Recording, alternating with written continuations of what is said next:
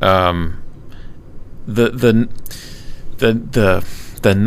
summer of 1960 John Coltrane solos. You can find these on a record called Live in Sweden or something like that. Are really astonishing. You cannot miss how driven this guy is, Coltrane, and how he's got to get all this stuff out. And he's playing very disciplined music, but there's some kind of cathartic element in there as well. It's really strange, and you feel a little psychodrama going on in the music too. And yeah, there's this famous anecdote about Coltrane saying to Miles, I don't know when to stop. I'm just not sure when to stop. And Miles saying, well, you should start by just taking the horn out of your mouth. Oh boy. Did you go back and read a lot of the other critics, what the critics were saying at the time, and was there a puzzlement on their part, or were they with him at this point? A lot of them were not. Mm-hmm. A lot of them found kind of extra musical things in it that they didn't like. They talked about that Coltrane's playing sounded harsh, angry. Angry was the word that came up a lot starting in 58. I don't know, passive aggressive, unmusical, whatever. To a certain kind of critic, this was an offense, the way Coltrane was playing. And it was very self-indulgent. And some writers and some really informed listeners just didn't like that at all. Ralph Ellison hated it, couldn't stand hearing Coltrane at Newport. He thought he was ruining the blues. Hmm. Was it because in the greater context of what was going on musically at the time that he just wasn't with the program? There was some more like lyrical or some other thing going on that was in vogue, maybe? That he something that Ralph Ellison was missing? Well, no, that in general, that what else was going on at that time that he might have seemed such a contrast to by being either angry or harsh. Well, yeah, right. I mean, what was really going on back then was this, kind of funky, soulful post-bop type of music, Horace Silver and Cannonball Mm-hmm. Adderley, and very, very beautiful and essentially very popular-oriented music that made you think about dancing and made you think about church, and but not church in the like solitary look inside your soul sense of church. Coltrane was more the solitary look inside your soul kind of guy, and that was the ingredient that he was adding to this music. Mm-hmm. Well, I think there's something you say in the book about whenever his music was either adding a lot more or subtracting a lot more, you knew there was something going on internally that was driving it. I believe I'm paraphrasing this a bit, but when there was sort of like more notes added noticeably or subtracted, there was taken away, that he had some new realization. Yeah, that seems to be true. Mm. He really, he changed his music a lot because he thought a lot about what it was he wanted to do. And as we were saying, he took in a lot. He didn't just coast and do what seemed to work for the audiences, or what seemed to work on his last record. In that sense, if you admire artists who, don't care what their audiences think and just they wake up every day and they have to, and they're sort of driven by some other force.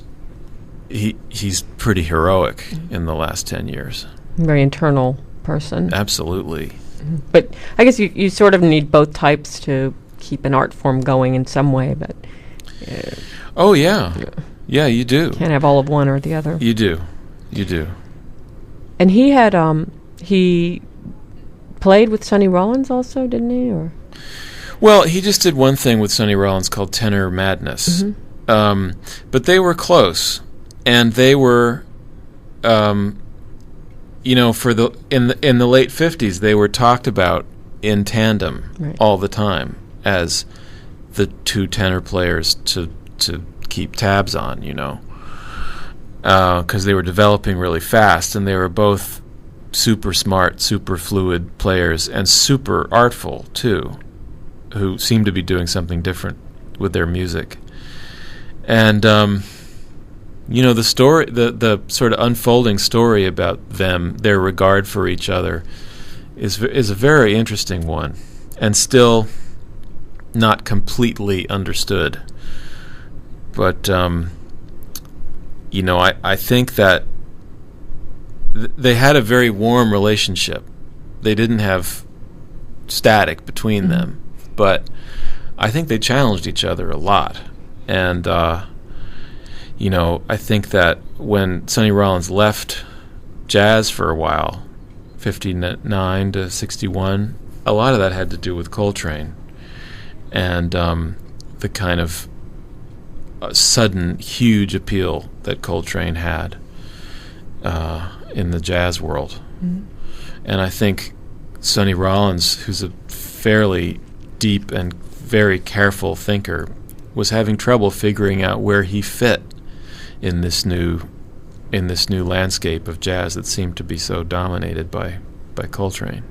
So I would guess he is not quite as internalized. If he was worrying about that, then he wasn't just driven to do his thing. He was taking a step outside and figuring out where he fit in the whole scheme of things. Sure, yeah. And he's still around. Sonny Rollins. Did you speak with him? Or? I did. I did. Sonny Rollins has he does not love talking about the past, which is an admirable thing, because he wants he is an artist who is still making a living as an improviser and wants to surprise himself and wants to be thinking about new things.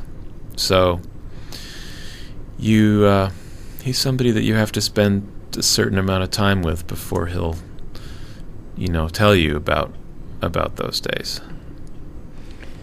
You're listening to The Speakeasy on WFMU, and I'm Dorian Devins. My guest tonight is Ben Ratliff, who is the jazz critic for the New York Times and author of Coltrane, The Story of a Sound.